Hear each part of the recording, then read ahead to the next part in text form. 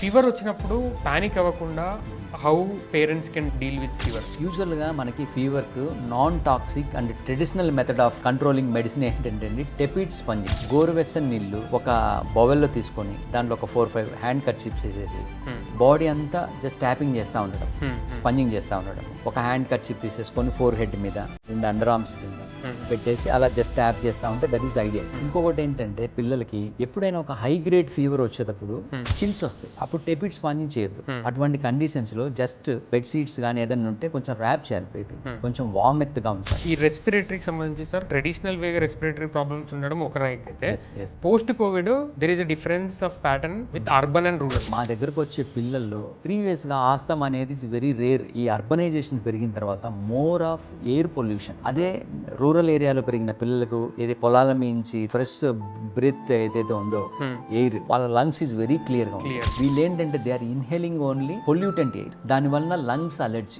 8th month నుంచి 7-8 years వరకు lung full maturity అయ్యేంత వరకు ఆయాసం రావడము, వీజింగ్ రావడము.